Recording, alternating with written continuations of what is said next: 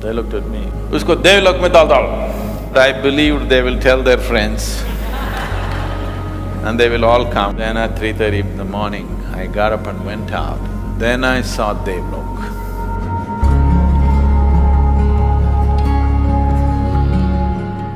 I must tell you my experience of landing in Devlok.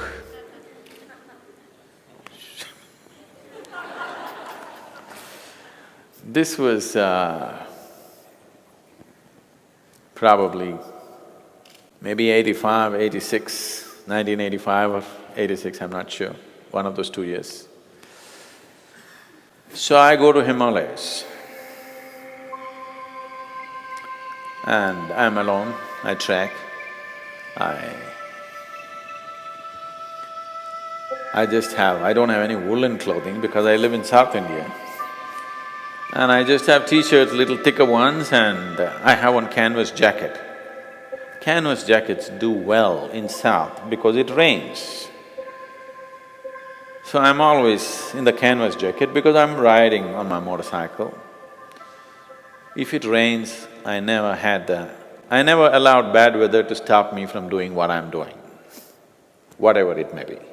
Whether I'm playing a game or I'm riding or traveling, I never allowed bad weather to interfere with what I'm doing. So even if it's pouring monsoon rains, I'll be just riding. So always there's a canvas jacket with me. People from Bangalore should know, flying machine jackets. But when you go to Himalayas, when it gets cold, the canvas gets colder than normal clothing. Actually, cotton clothing would be better. Canvas gets so cold, so there's no way I can wear this jacket. For the first time I realized canvas jacket doesn't work in altitudes. All over South India, it did well for me. The highest altitude I reached is Ooty and Kodaikanal, so it protected me pretty well, but I went there and I couldn't wear this canvas jacket, so I had to take it off and just walk around in t-shirts when temperatures are like -3, -4 degrees centigrade. Then those days there were Bhuk Hartal buses. These buses are called Bhuk Hartal. Bhuk Hartal means hunger strike. Morning 3:30 AM, it will leave Haridwar. One of those small short chassis junk Tata buses. The roads were not like how it is today. The Himalayan roads were fabulous. In my experience, they were fabulous because almost every corner the bus looked like almost going to fall off. And I always went and sat on the top. Almost every year, from Haridwar to wherever I went, Gomukh, Kedar, Badri, I travelled on top of the bus. And I know every bend in the Himalayan road.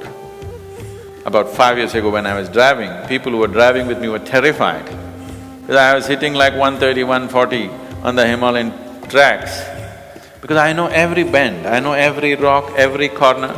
It's like a video in my mind. If I just turn it on, it's like I'm seeing the road 2 bends ahead all the time.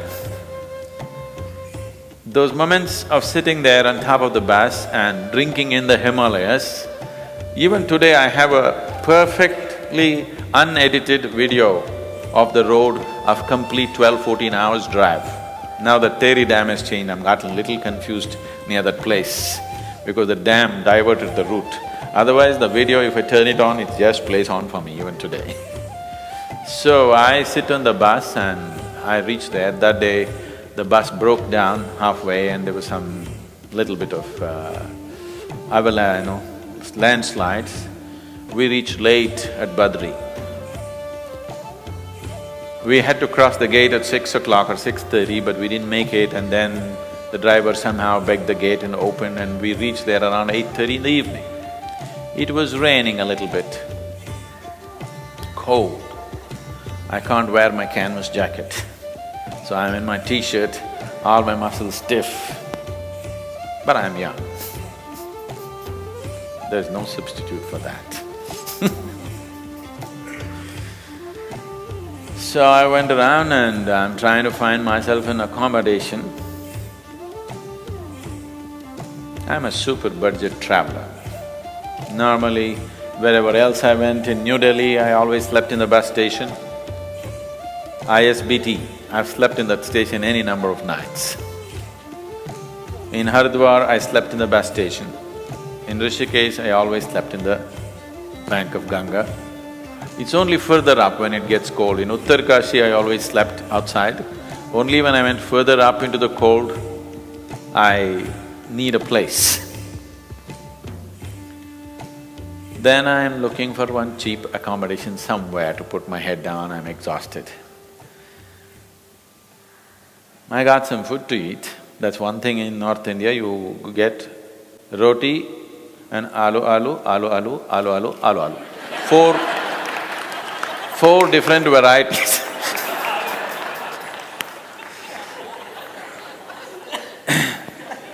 In 20-25 days of journey, only the potato is hanging in your head.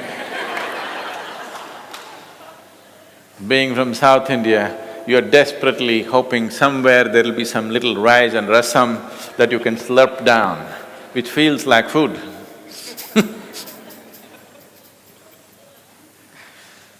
So, I ate the aloo. After the aloo treatment, I'm looking for a place.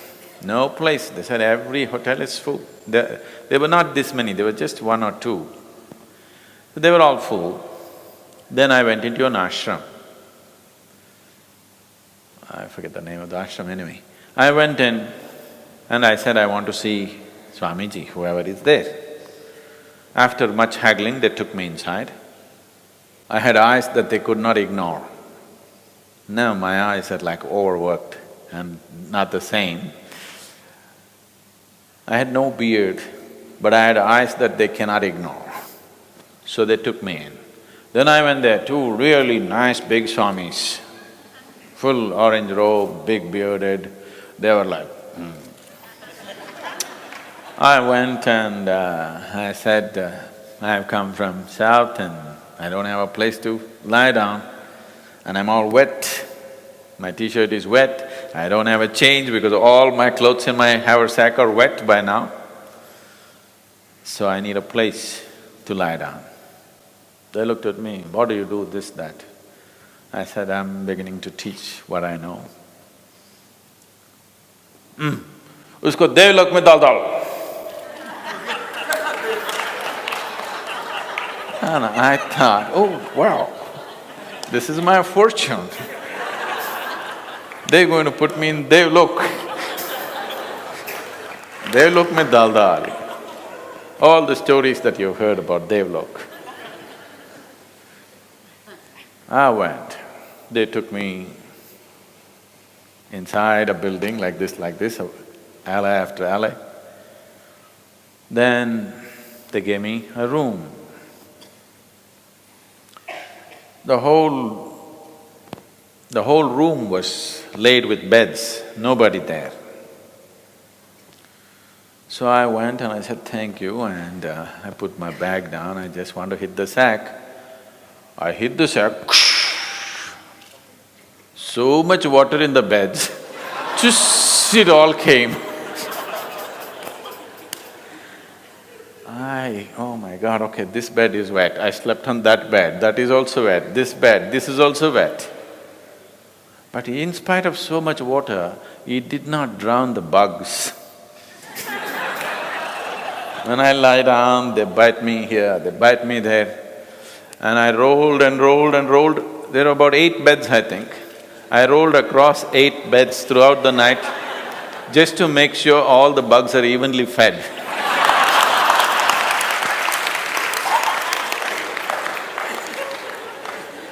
I could have at least stayed in one bed. Once they're satisfied, maybe they would have also slept. But I believed they will tell their friends and they will all come. I just wanted to confuse them a bit, lying here, lying there, lying there. Then I couldn't sleep beyond 3:30 in the morning.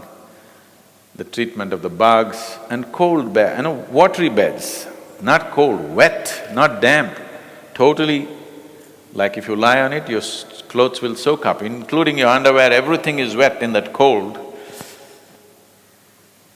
So then at 3:30 in the morning, I got up and went out. Then I saw Devlok. I was like no sleep and I thought I'll just get myself a tea and carelessly a little bit, walking like this. Then I just looked up. The whole valley is pitch dark. Just the mountain peak was white and golden, lit by the sun from elsewhere. I burst into tears. Then I knew I was in Devlok. No, it's our lok which is so beautiful that you don't have to go to Devlok. So that's my experience of Devlok.